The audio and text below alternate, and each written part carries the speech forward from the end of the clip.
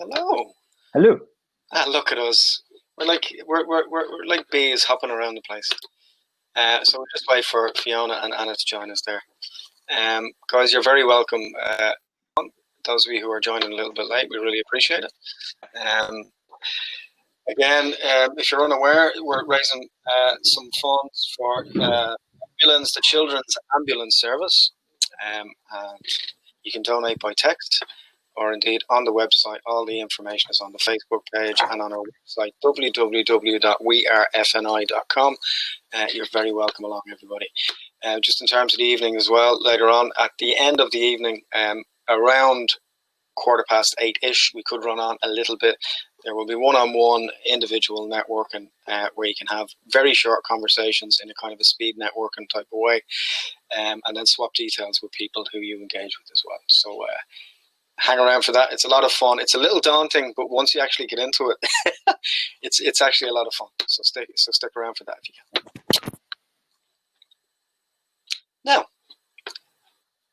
Now we're just waiting for Anna and Fiona to join us there. And then, guys, if you have any questions there as well, let's see chat there on the right-hand side.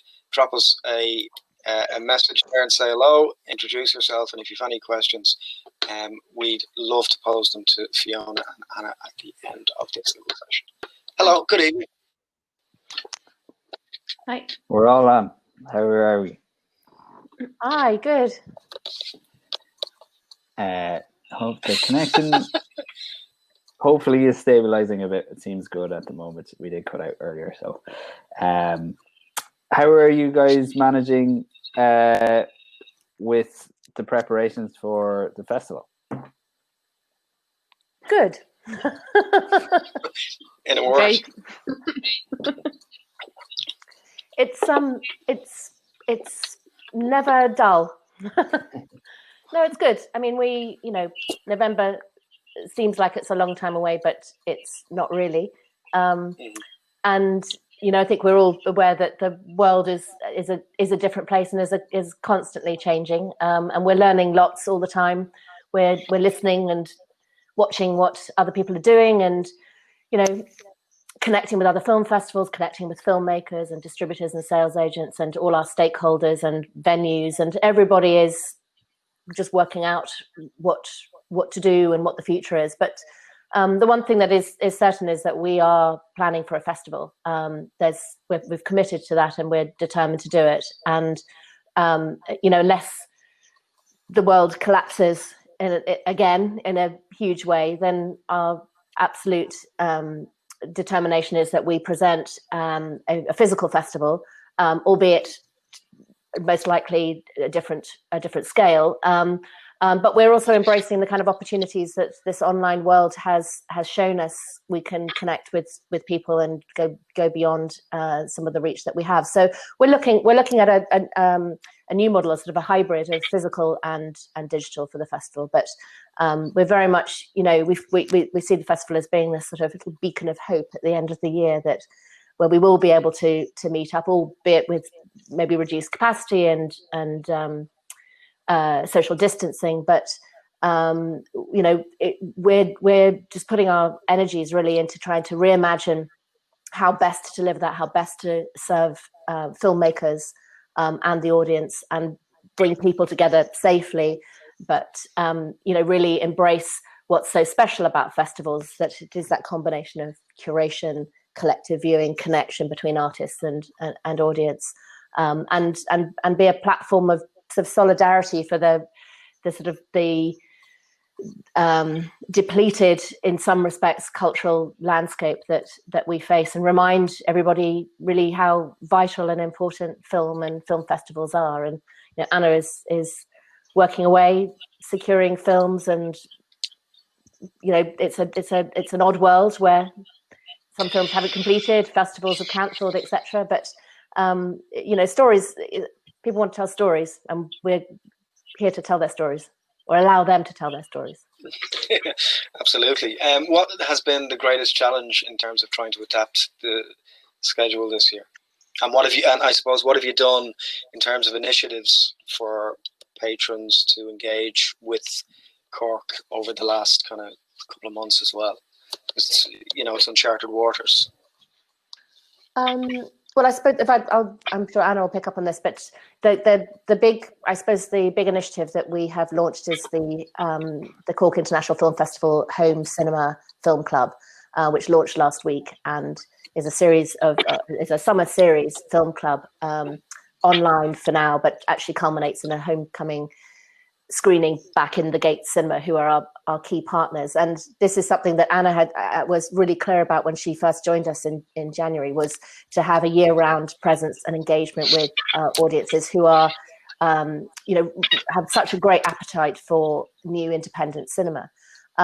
So, and I remember actually the first event that we did, I think Anna had been in Cork for about 2.5 seconds and had announced that this, well, we're going to do a film club. I thought, oh, well, yeah, why? Okay, we're going to do a film club.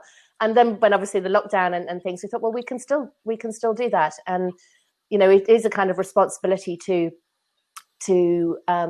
stay engaged and to try. We're not saying this is the same experience, but as close as it's possible to reimagine or replicate the essence of a festival screening that's, a program that's been really thoughtfully curated by expert programmers and it's watched at the same time, and then where there's an opportunity for Q&As and stuff. So that's we've done a lot of communicating with people and a daily dose of film and things. But the film club is our big sort of intervention, and we really wanted to develop that on a platform that we felt had longevity as well. So did a lot of research, and we're really happy with the platform that we've launched. And it's very intuitive. It's very customer friendly. It's, you buy your ticket, you watch the film, you go to the live chat, all in the same place. And that's something that we think, well, actually there's some real advantages to this. And there are programs that we could run year round and we can reach more people, particularly young people, and maybe our outreach program and stuff. So as for the challenges, there are certainly interesting opportunities, but I wouldn't underplay the challenges either. Anna might have a different view on that. Is this something in terms of what is the sense that you're getting from what audience wants at this stage, or do you think that people will want to see films that explore the themes that COVID has brought up, or do you think there'll be more of a sense that people want a bit of escapism? Well, actually, to be completely honest, I don't think people want to see films about COVID, because it's the same if you are sick at home. You don't want to watch films about somebody who is sick at home. And if you have 5 children, maybe you also want to see a film about somebody who is single and does not have to worry about their children or their education and future. I really believe that the movies are here to bring us to take us to somewhere else, to other places, to maybe a different galaxy or different situation than our own situation. So obviously there will be a lot of films about the pandemic. The films already exist, because it's the isolation, the problems that we are facing, the post-apocalyptic visions, all that exists. It depends on how you see it, and if you want to find films from the past. And I'm at the moment I am here with you, and I'm also attending the Sheffield Documentary Film Festival, and I'm also in Cannes at the Marchedi Film, and a little bit in Annecy watching animation. So this is the nice part, and also crazy about the situation. I was watching the debate at Sheffield about the future of film festivals, and one of the programmers who attended said, some artists work on their film for 10 years and it's still a really important film. So I don't think we can expect people to just want to see films about the current situation, what's happening right now. We have documentaries, we have television, we have news, but I think the films can be on the subject or on any other subject, and people will still want to watch it.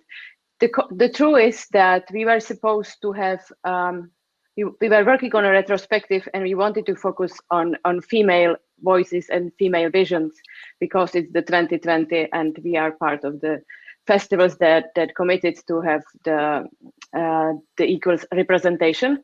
But I told Fiona that I think we can do it next year because it will not disappear. The problems will not like disappear in 1 year.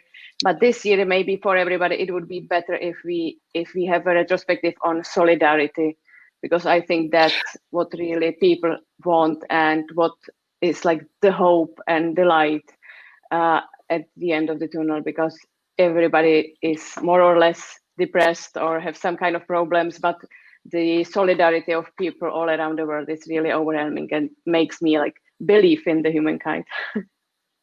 Yeah. I think we could all do a shot of positivity in the arm at the moment. But I have to say, it's quite encouraging with like even the sheer amount of organisations and festivals, even in this country, that are doing so much of this type of thing to lift people's spirits and to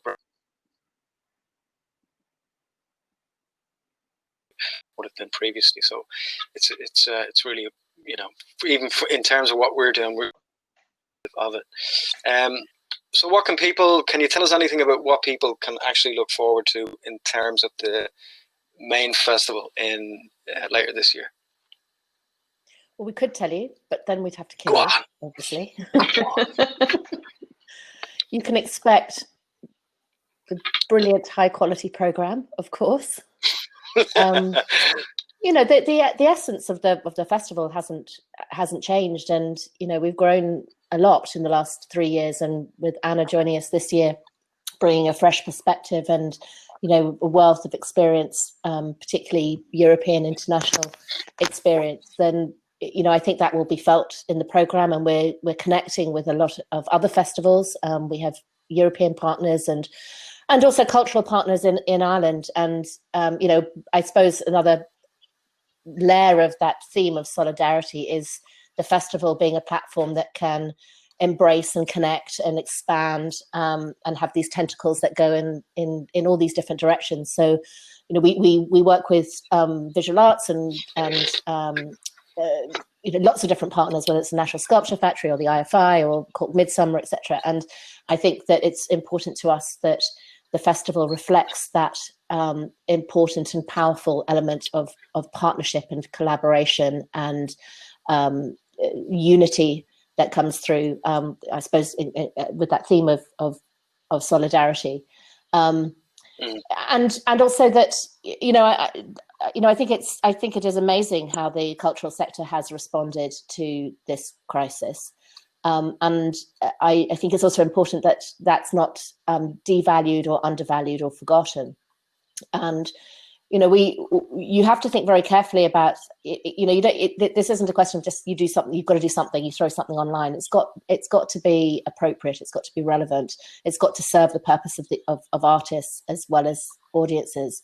And we've got to keep the artists and the filmmakers in our you know, in our situation in particular, at the center of that thinking and that conversation, and help the public to go on that journey with us. And you know, I think that there's a little window of opportunity here out of a really devastating disaster for many of our colleagues in the arts. That is that you know, a much wider population has depended on the arts and on culture to get them through this period. And so there is I think a greater understanding and warmth and recognition of how important, you know, that value is not, it comes in lots of shapes and forms. And I hope that, you know, I hope those are qualities that the festival embodies anyway, but it's certainly something that we would feel strongly about this year, and want to make central to the festival. And, you know, I hope also that, you know, nobody knows what international travel is going to be like and things, but I hope that, you know, we will still continue to be a destination that Irish filmmakers want to come and meet, and we might be doing that differently, and that might happen in different ways, and you know, we might not be having sort of late night parties all jammed into a festival, this club, but we'll reinvent that, and we'll do something else that's more fun. Maybe let's do that. But I really want to encourage people to come, and to be part of that, and to sort of use the opportunity at the end of the year for us all to just remind ourselves as well as audiences how vital telling stories is, and how important film and film festivals are as platforms to enable that to happen, and those stories to be heard and seen, and for us all to engage beyond our own little isolated spheres. Yeah, absolutely. I'll just get to a quick question somebody asked there. Emma Fagan would like to know what platform you intend to use in terms of your tech video conference and that type of things.